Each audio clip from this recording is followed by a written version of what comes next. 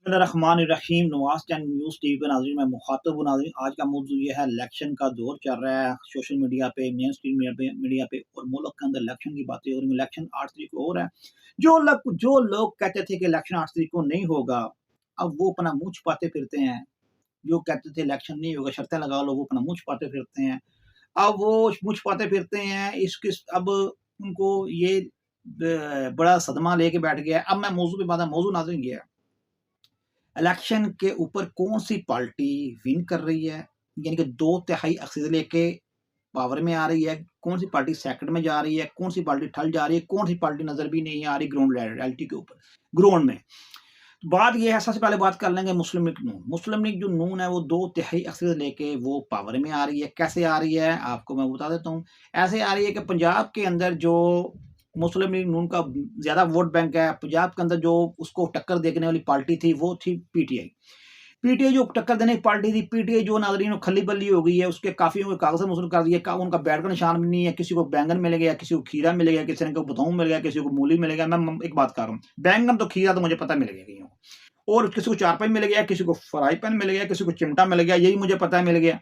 ये बै और बताऊँ और मूली मैंने अपने पास से ऐड कर दी वैसे, एक महावरतन। दूसरी बात नाज़रीन मैं ये बात कर रहा हूँ कि ये जो इसमें जो उसको टक्कर देनी थी पीटीआई ने, पीटीआई जो है इसके मर्दे मुकाबल नहीं आएगी आ रही, और बैंगन ग्रुप आएगा, जो मूली ग्रुप या खीरा ग्रुप।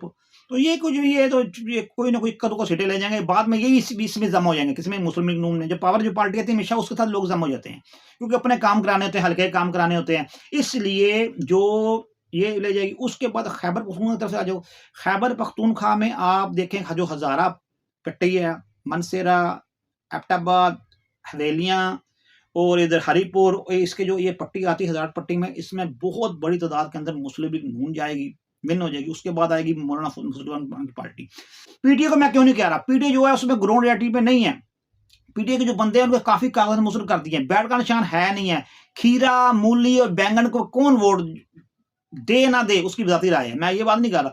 खीरा, बैंगन, मूली पे वोट जो देंगे वो लोग कन्फ्यूज़ का शिकार होंगे, क्या करें? मंजी ग्रुप, अब किसी को चारपाई मिल गई हुई है। अब ये देखेंगे, वो देखें कि उधर भी मुस्लिम लीग नून सीटें लेके निकाल के ले जाएगी, पंजाब में से ये विन कर गए, उसके बाद ये कराची सिंध में एक तरफ आ जाओ, कि सिंध में कराची में सीटें ले गए ये, जब कराची में सीटें इन्होंने ले जानी है तो फिर इन्होंने उधर से के बाद बलूचिस्तान में सीटें ले गए। ये 2 तिहाई अक्सरियत में ये मुस्लिम लीग नून जिस टाइम आएगी, इनकी अपनी मर्ज़ी का फिर वज़ीर-ए-आज़म जो अपनी मर्ज़ी का फिर वज़ीर-ए-आज़म बनाएँगे, अपनी मर्ज़ी का ये सदर बनाएँगे, अपनी यानी कि अपनी मर्ज़ी का प्राइम मिनिस्टर बनाएँगे, अपनी मर्ज़ी का प्रेज़िडेंट बनाएँगे, अपनी मर्ज़ी का ये फिर जो बनाएँगे वो बनाएँगे। इनको फिर किसी की ज़रूरत नहीं पड़नी। अगर कोई पार्टी इनके साथ जुड़ेगी तो फिर वो अपनी अपनी वो फिर शराइतें मुस्लिम लीग नून की होंगी, उस पार्टी की शराइतें नहीं होंगी। अब ये देखेंगे, इसलिए 2 तिहाई असर लेके जो नाज़रीन ग्राम ये जो मुस्लिम नून आ रही है उस सेकंड पोज़ीशन के ऊपर आएगी। कौन आ रही है? वो आ रही है पीपल्स पार्टी। पीपल्स पार्टी की भी मैं बताऊँ आपको, पीपल्स पार्टी की बात सुन लें आप। पीपल्स पार्टी जो ना पीपल्स पार्टी के पर उतरने का टाइम आ चुका हुआ है। पीपल्स पार्टी 2008 के बाद मिली-भगत करके ये चलती रही। सिंध के अंदर किसी ने इनको टक्कर नहीं दी। टक्कर दी थी सिर्फ़ एक शहर में दी थी ज़्यादा, हैदराबाद में और कराची में, 2 शहरों में। वो दी थी एमक्यू वालों ने। एमक्यू वालों का भी इन्होंने मक्कू ठाप दिया। बाजवा के दौर में, जनरल बाजवा के दौर में इन एमक्यू वालों का मक्कू ठाप दिया। इनको फ्री एम फिर गया। वो कहते हैं सुन्नियाँ हो जान गलियाँ जो मिर्ज़ा यार फिरे। ये मिर्ज़ा यार कोई नहीं था। ये सिर्फ़ क्या था कि ये सुन्नियाँ हो गईं गलियाँ तो पीपल्स पार्टी फिर, अब सुन्नी गली ने, अब गली में रश बढ़ गया। अब गली में रश हो गया। अब सिंध के अंदर पार्टियों को फ्री हैंड मिल गया हुआ, जिनको उन्होंने जबरन पीपल्स पार्टी वालों ने मुँह बंद किया हुआ था, वो भी अब खुल के पीपल्स पार्टी को तनकीद कर रहे हैं। अब धांधली वाला चक्कर कोई नहीं होना। अब इस पे नाज़रीन 100 बातें होंगी। एक बात, सिंध के अंदर पीपल्स पार्टी के अंदर भी कार काटने का टाइम हो गया, वो काट देंगे वो। मुझे लगता है कि जो सिंध के अंदर भी पीपल्स पार्टी को जो वोट मिलेंगे, वो भी उनके जो अपने वोट होंगे वही मिलेंगे, जो उसके अलावा पड़ेंगे वो उनको नहीं मिलने। दूसरी बात ये है कि जो अगर मुस्लिम लीग नवाज़ शरीफ ने हाँ या ना में फैसला होगा, अगर वज़ीर आला सिंध का यानी सूबाई लेवल के ऊपर वज़ीर आला जो बनेगा, वो अगर पीपल्स पार्टी का बनेगा तो वो भी नवाज़ शरीफ की इजाज़त से बनेगा। कैसे? अगर मुस्लिम लीग नून वहाँ से कुछ सीटें ले गई, एमक्यू वाले बड़ी तादाद में सीटें ले गए सिंध के अंदर से, और उसमें क्या नाम है उसका, मौलाना फजल की पार्टी सीटें लेगी और जमात इस्लामी सीटें लेगी और लैबैक वाले सीटें लेंगे और आज़ाद बहुत बड़ी में जीत गए, सिंध में इसकी बात कर रहा हूँ। उसके बाद पीपल्स पार्टी के पास चॉइस को नहीं होना।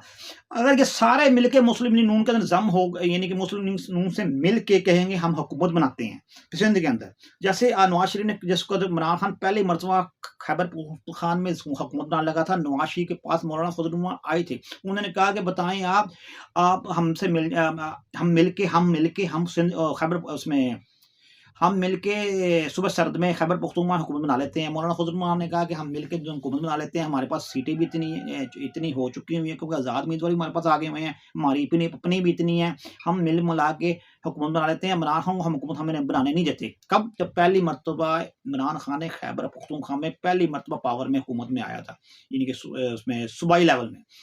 वफाक की बात नहीं कर रहा, कौमी असम्बली की बात नहीं कर रहा, मैं सूबाई लेवल की, सूबे की बात कर रहा हूँ। उस वक्त मियाँ नवाज शरीफ ने बात की, मियाँ नवाज शरीफ ने कहा कि नहीं, इसको बनाने दो हुकूमत, अगर जीता है इसको बनाने दो। अगर हम 5-6 पार्टियों को साथ मिला के बनाएंगे तो हमें वो मजा नहीं आना, ना हम वो काम कर सकेंगे, इसको बनाने दो। ये नवाज शरीफ ने आसान किया था इसके ऊपर। अगर नवाज शरीफ उस वक्त मौलाना फजल वहां से मिल जाता, ये हुकूमत बना नहीं सकता था। जो हुकूमत बना सकता था, फिर इसने कैसे ये पावर में आता, ये पहली मरतबा जब ये नजर आया था। नाज़रीन, ऐसे ही मौलाना फजलुर रहमान में जिस वक्त आए थे उसके बाद अगर सिंध के अंदर सीटें इन्होंने निकाल ली, जमात इस्लामी ने, एमक्यूम ने, ये सिंध वालों ने, या ऐसे मिल मिला के इन्होंने, जो आज़ाद उम्मीदवारों ने, मुस्लिम लीग नून ने और लैबैक वालों ने, ऐसे ही इन्होंने सीटें निकाल ली, तो ये मिलकर मुस्लिम लीग नून के पास आएंगे, हम मिलकर हुकूमत बना लेते हैं। किधर? खैबर पख्तूनख्वा में। अगर सूबाई लेवल उसमें वफाक के अंदर, तो फिर 2 हिस्से से नवाज शरीफ ले जाएगा। पंजाब में हुकूमत इसकी होगी, सिंध में से भी किसकी, ये तो अपनी वज़ीर-ए-आज़म की एंजॉयमेंट करेंगे, प्रेसिडेंट भी, सदर भी इनकी पार्टी का होगा। अगर सिर्फ सिंध में आसान किसका चलेगा?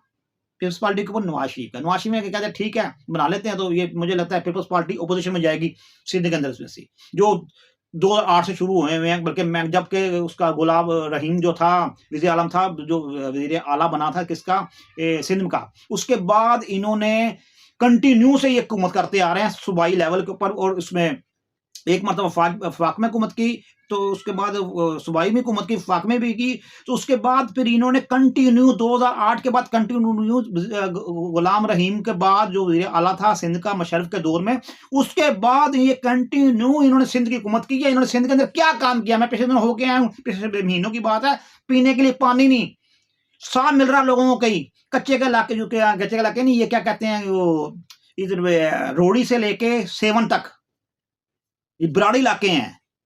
मैं लोगों को देखा, उनके बच्चों को नालों के पास देखा और गंदगी के ढेर पे खड़े होते देखा, और बच्चे की जिंदगी कैसे गुजरने देखी। और मैंने एक दफा पानी पी लिया तो मुझे उल्टियां आ गई, तो मैं अधमुआ सा हो गया। तो ये लोगों ने पानी तक भी उन लोगों को साफ नहीं दिया। मैं कलंदर पाक के मज़ार पे गया था, ये सिंध में, तो मैं कहता हूँ इन्होंने बहुत जुल्म किया हुआ है, बहुत ज्यादा जुल्म किया हुआ है। उसके बाद नाज़रीन किराम, ये सिंध के अंदर भी ये जो इनका सारा सिस्टम हो जाएगा काला कुमान का लग रहा है मुझे। पीपल्स पार्टी आप देखें बराबर जो है नवाज शरीफ के ऊपर ग्रेसिव होकर अटैक कर रहा है। अब पीटीआई की बात कर लेते हैं नाज़रीन। पीटीआई जो है ना, अपनी क्या नाम है उसका, अपनी वजूद बरकरार रखने की सर्वाइव की जंग लड़ रही है। पीटीआई को भी मुझे लग रहा है, पीटीआई का जो नाम है, पीटीआई का जो बैट है, पीटीआई जो पार्टी है, ये कोई और बंदा लेके जाएगा। वो कौन लेके जाएगा? उसमें मेरा उसमें वो क्या नाम है, ज़हन से नाम निकल गया, वो एक्स बाबर जो है, वो जिसने केस किया हुआ था उसमें इमरान खान के खिलाफ, के ये मेरी पार्टी है पीटीआई, वो कहता मेरी पार्टी है पीटीआई। वो 2000 बंदे की उसने 2000 बंदे को उसने यानी कि 2000 बंदे को, जो पुराने पीटीआई में ज्वाइंट बंदे थे, जो छोड़ गए थे पीटीआई, कुछ पीटीआई से जो नाराज थे, उनको इकट्ठा करके उनको दावतनामा भेज दिया कि आप मेरे से मिले, हम पीटीआई जो है हम खुद लेते हैं। मतलब कि नवाज शरीफ से, इमरान खान से पीटीआई भी जा रही है, पीटीआई भी इमरान खान से पार्टी जा रही है, और बैट का निशान भी वो ले जाएगा। तो इनको क्या मिल गया? तमूरा। अब ये ग्राउंड रियलिटी में नजर नहीं आ रहे। अब ये हुकूमत जो है नाज़रीन इकराम, जो भी बनेगी, वो लगता है 5 साल पूरे करेगी और अपनी कारकर्दगी के ऊपर आएगी। अगर इमरान खान की कारकर्दगी अच्छी होगी, नहीं अच्छी होती, तो इमरान खान को अब वापसी आना था।